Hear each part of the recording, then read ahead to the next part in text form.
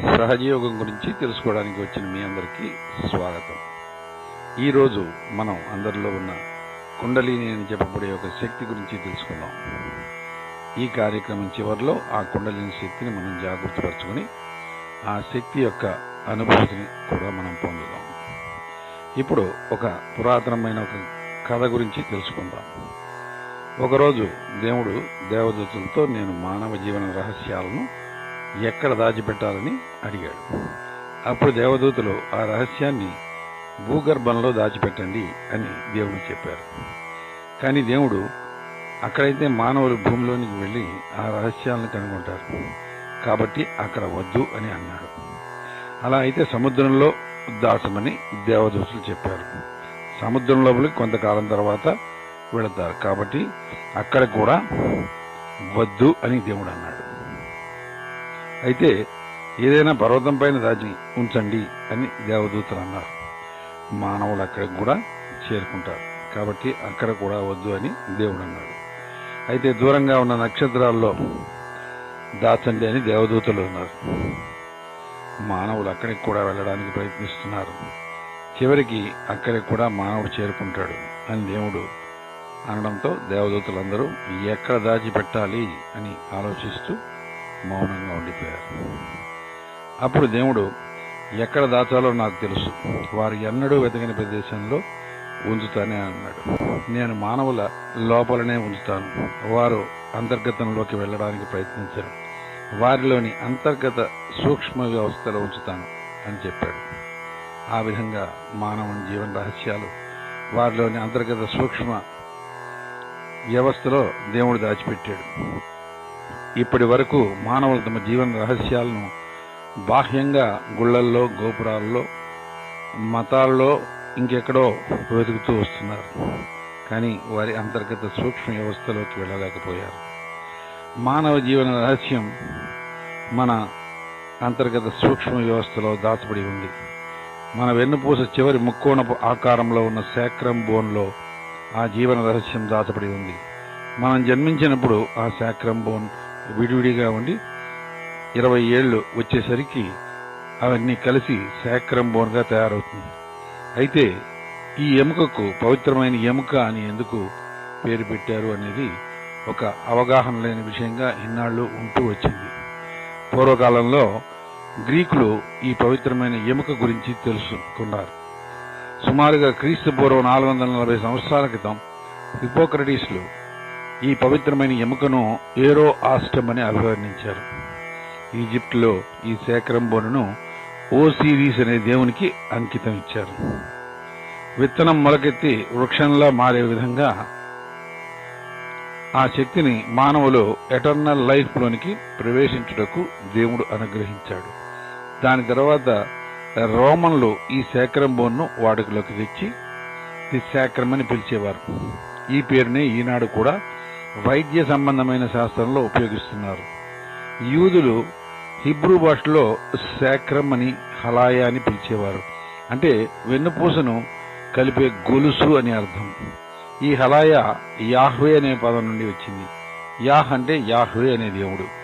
Jewish పరంపర ప్రకారము మానవుడు మరణించిన తర్వాత ఆ శరీరమంతా శిథిలమైన ఈ శాక్రం బోన్ శిథిలం కాకుండా ఏ విధమైన మార్పు లేకుండా ఉంటుంది అని తెలియజేశాడు. బైబిల్ గ్రంథంలో దీన్ని చివరికి శిథిలమయ్యే ఎముక అని, మానవాళి మోక్షానికి ఈ ఎముక కారణం అవుతుందని తెలియజేశారు.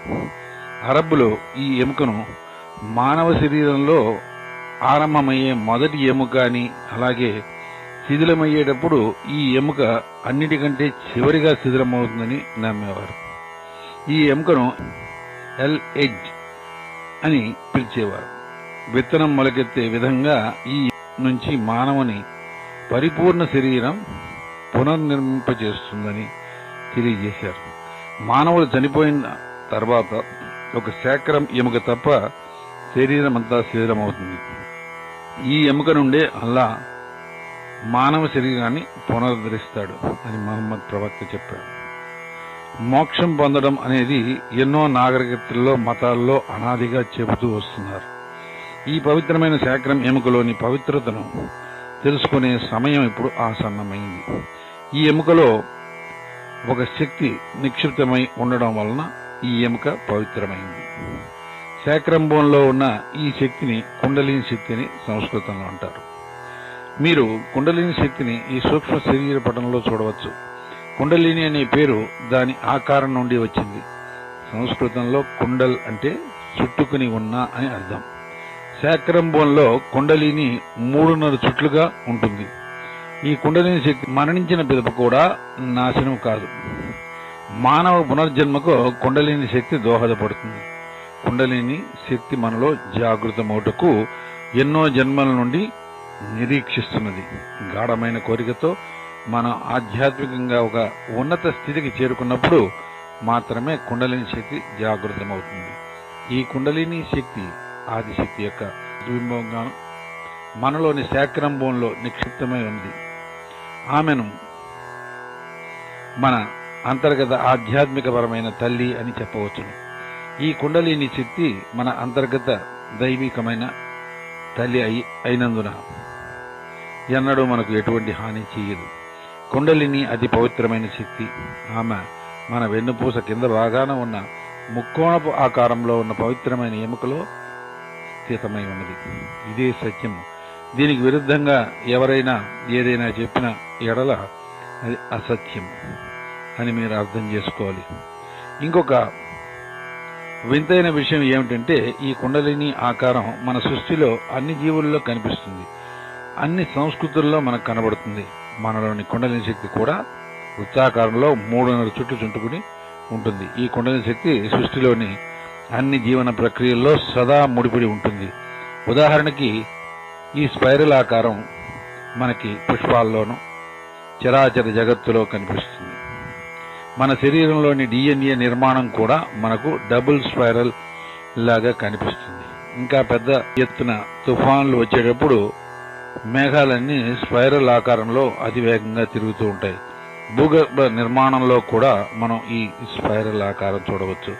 అంతరిక్షంలో నక్షత్రాలన్నీ కూడా స్పైరల్ ఆకారంలో పరిభ్రమిస్తూ ఉంటాయి. అదేవిధంగా గ్రహాలన్నీ కూడా వాటి ఇరుసు చుట్టూ స్పైరల్ గా తిరుగుతూ, సూర్యుని చుట్టూ కూడా స్పైరల్ గా తిరుగుతూ ఉండడం శాస్త్రవేత్తలు కనుగొన్నారు. అనాదిగా ఈ కుండలిని శక్తి గురించి ఎన్నో దేశాల్లో అనేక మత గ్రంథాల్లో తెలపడం జరిగింది. ఎప్పుడైతే కుండలిని జాగృతమవుతుందో అప్పుడు ఆ శక్తి స్థూల శరీరాన్ని ఆత్మతో అనుసంధానం చేస్తుంది. ఏదో ఒకనాడు నశించే మానవ స్థూల శరీరాన్ని జీవిత పర్యంతం శుద్ధి చేస్తూ ఈ అనంతమైన కుండలిని శక్తి శరీరాన్ని తేజోమయంగా ఉంచుతుంది. కుండలిని శక్తి మానవుడి పునర్జన్మానికి నాంది అవుతుంది. అందువల్లనే ఈ కుండలిని శక్తి మన సృష్టిలో అన్ని చోట్ల గమనించవచ్చు. ఎందుకంటే ఈ కుండలిని శక్తి సృష్టి ఆరంభం నుంచి ప్రతిబింబిస్తూనే ఉంది. వృత్తాకారంలో చుట్టుకుని ఉన్న కుండలిని శక్తి ఆకృతి మనం ఆఫ్రికా, చైనా, జపాన్, ఆసియాలోని ఎన్నో ప్రదేశంలో చూడవచ్చు. అనంతమైన మన పునర్జన్మలను కుండలిని మాత సహాయంతోనే అధిగమించగలం. ఎక్కడైతే కుండలిని మాతను పూజిస్తారో వారు ముక్తిని పొందగలుగుతారు. అందుకనే ఈ కుండలిని చిహ్నంను మన ఐర్లాండ్లోని బ్రాంచ్ అనే ప్రదేశంలో సమాధుల మీద చూడవచ్చు. అమెరికాలో ఈ కుండలిని చిహ్నం కొండరాళ్లపై పవిత్రమైన కొన్ని ప్రదేశాల్లో చూడవచ్చు. అలాగే లాటిన్ అమెరికా, కొలంబియాల్లో కొన్ని ఆభరణాల మీద, భవనాల నిర్మాణంలోనూ మనం గమనించవచ్చు. గ్రీస్ దేశంలో 5000 సంవత్సరాల క్రితం వాడబడిన కుండల మీద ముక్కోణం మధ్య భాగంలో 3.5 చుట్లు చుట్టుకుని ఉన్న కుండలిని చెక్కబడి ఉంది. ప్రశస్తమైన పురాతన అన్వేషణలో క్రీస్తు పూర్వం 1700 సంవత్సరంలో కనుగొనబడిన డిస్క్ ఆఫ్ గ్యాస్లో 3.5 చుట్లుగా చుట్టుకుని ఉన్న కుండలిని చిహ్నం చూడవచ్చు. గ్రీకులు ఐమానిక్ నగర గృహ నిర్మాణంలో కూడా ఈ 3.5 చుట్లు చుట్టుకుని ఉన్న కుండలిని చిహ్నములను చూడవచ్చు. భగవద్గీతలో కూడా శ్రీకృష్ణుడు కుండలిని శక్తి గురించి తెలియజేయడం జరిగింది. రాముని కాలంలో లవకుశులకు వాల్మీకి ఈ శక్తిని జాగృతం చేయడం రామాయణ గాథలో మనం చదివి ఉన్నాము. మహారాష్ట్రలో జ్ఞానేశ్వరుడు, జ్ఞానేశ్వరి అనే గ్రంథంలోని 6వ అధ్యాయంలో ఈ శక్తి గురించి వివరంగా తెలియజెప్పబడింది. శంకరాచార్యులు పంజాబ్లో కబీర్ దాసు ఈ శక్తిని గురించి తెలియజేయడం జరిగింది. తెలుగు నేల మీద వేమన కూడా ఈ శక్తిని గురించి వర్ణించారు. ఈ విభిన్నమైన శక్తి ఏదైతే మన అందరిలో ఉందో అది మనలో జాగృతి అగుటకు సంసిద్ధముగా ఉంది. మన హృదయపూర్వకమైన పిలుపుకై వేచి ఉన్నది.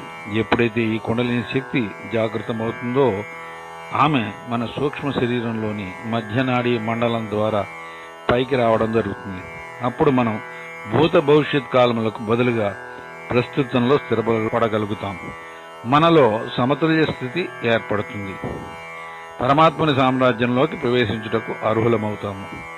మనలోని సూక్ష్మ వ్యవస్థలో 3 నాడులు, 7 చక్రముల శక్తి కేంద్రాలు ఉంటాయి. ఎప్పుడైతే కుండలిని జాగృతమవుతుందో అప్పుడు ఆ శక్తి మన వెన్నుపూసలోని మధ్య నాడీ వ్యవస్థ ద్వారా ఎగబ్రాకి మన శిరస్సు నుండి సహస్రారం ద్వారా బయటపడుతుంది. అప్పుడు మనకి యోగం ప్రాప్తిస్తుంది. మన ఆత్మతో కుండలిని అనుసంధానమైన పిదప మన స్థూల శరీరము పరమాత్మనితో అనుసంధానమవుతుంది. సృష్టిలో ఉన్న అన్ని మతాల ఆధ్యాత్మిక గ్రంథముల్లో కుండలిని జాగృతి ద్వారా ఆత్మ పరమాత్మల కలయిక గురించి విశదీకరింపబడింది. ఎప్పుడైతే కుండలిని శక్తి మనలో జాగృతమవుతుందో అప్పుడు మన అరచేతుల్లో శిరస్సుపై చల్లని వాయు తరంగాలను గమనించవచ్చు. ఈ వాయు తరంగాలనే వైబ్రేషన్స్ అని ఆంగ్లంలో అంటారు. ఈ వాయు తరంగాల్ని శంకరాచార్యులు సలీలమని అభివర్ణించారు. బైబిల్లో ఈ చల్లని వాయువును cool breeze of the holy ghost అని క్రీస్తు అభివర్ణించారు. ఈ చల్లని వాయు తరంగాలను రూహ్ అని ఇస్లాం మత గ్రంథంలో వివరించబడింది. మహమ్మద్ ప్రవక్త ఈ వాయు తరంగాలను మీ ఆత్మ సాక్షాత్కారమునకు మీ చేతులే ప్రామాణికముగా నిలుస్తాయి. Your hands will speak as testimony at the time of realisation అని తెలియజేశారు. కానీ ఏ విధంగా ఈ శక్తిని జాగృతం చేయాలి అన్న విషయం సాధారణ వ్యక్తులకు ఎవరికీ తెలియదు. అందుకనే ఈ విద్యను రహస్యంగా ఉంచి సూత్రప్రాయంగా వర్ణించడం జరిగింది. ఈ కుండలిని శక్తి ఆదిశక్తి యొక్క ప్రతిబింబం. ఈ ఆదిశక్తిని గ్రీకులు అథీనా అని పిలిచేవారు. అథీనా దేవాలయం ఇప్పటికీ గ్రీసులో ఉంది. అత అంటే సంస్కృతంలో ప్రప్రథమైన అని. అథీనా అంటే ఆదిశక్తి, ప్రిమోడియల్ ఎనర్జీ. అథీనా సహస్రారంపై ఉన్న 3 గుర్రములను మనం చూడవచ్చు. ఈ 3 గుర్రములు మన సూక్ష్మ వ్యవస్థలోని 3 నాడులను లాంఛనప్రాయంగా మనకు సూచిస్తాయి. ఆమె యొక్క రొమ్ము ప్రదేశంలోని పాములు కుండలిని శక్తిని సూచనప్రాయంగా మనకు తెలియజేస్తాయి. పూర్వకాలంలో కుండలిని శక్తిని వెన్నుపూస ద్వారా పైకి తీసుకురావడం అనేది రహస్యమైన విద్యగా ఉంచబడింది. అతి కొద్ది మంది గురువులకే ఈ శక్తిని జాగృతపరచడం తెలిసి ఉండేది. వారు కూడా అతి కొద్ది మంది శిష్యులకు కఠోర శిక్షణ తర్వాత మాత్రమే జాగృతం చేయడం జరిగేది. అలా మన పూర్వీకులు ఈ కుండలిని శక్తి జాగృతి చేసుకునే శక్తిని గ్రహించారు. కాలక్రమేణా వచ్చిన పరిణామ క్రమంలో ఈ కుండలిని శక్తికి సంబంధించిన జ్ఞానము కనుమరుగైంది. పూర్వకాలంలో ఈ విద్య భారతదేశం నుండి అనేక దేశాలకు వ్యాప్తి చెందింది. యుక్రెయిన్, గ్రీస్, కొలంబియా, ఈజిప్ట్ మొదలైన దేశాలలో ఈ సూక్ష్మ వ్యవస్థకు సంబంధించిన చక్రముల వివరముల ఆనవాళ్లు ఇప్పటికీ ఉన్నాయి. కనుమరుగైన ఈ జ్ఞానాన్ని పరమపూజ్య శ్రీ మాతాజీ నిర్మలాదేవి గారు పునరుద్ధరించి సత్యాన్ని, ఆత్మను తెలుసుకోవాలనే శుద్ధ ఇచ్చ ఉన్న ఎవరో ఒకరికే కాకుండా ఈ ప్రపంచంలోని ప్రతి ఒక్కరికి ఇవ్వాలన్న తపనతో 1970వ సంవత్సరం నుండి సామూహికంగా వేలాది సంఖ్యలో ప్రసాదిస్తూ వస్తున్నారు. కాలక్రమంలో వచ్చిన ఈ భగవదవకాశాన్ని మనం అందరం అందిపుచ్చుకోవాలి. శ్రీ మాతాజీ మానవాళిని ఉద్ధరించడానికి ప్రపంచంలోని అనేక దేశాలు స్వయంగా వెళ్లి సహజయోగ వ్యాప్తికి, మానవాళి ఆధ్యాత్మిక ఉన్నతికి అలుపెరగని కృషి చేశారు. శ్రీ మాతాజీ ఈ విద్యను ప్రపంచవ్యాప్తంగా ఎక్కడా కూడా ఒక్క పైసా కూడా తీసుకోకుండా యోగ ప్రాప్తిని తన వద్దకు వచ్చిన వారందరికీ కలుగు చేస్తున్నారు. ఆత్మోన్నతిని ఎవరూ అమ్మలేరు, కొనలేరు. అది శుద్ధ ఇచ్చ ద్వారా మాత్రమే ప్రతి ఒక్కరూ పొందగలరు. ఈ ఆత్మసాక్షాత్కార ప్రక్రియ మానవుల అందరి జన్మ హక్కు అని శ్రీమాతాజీ అంటారు. ఈ సత్యాన్ని సాకారం చేసుకునే సమయం 1970 మే 5వ తారీఖు నుంచి మానవాళి అందరికీ అందుబాటులోనికి శ్రీమాతాజీ గారు తీసుకుని వచ్చారు.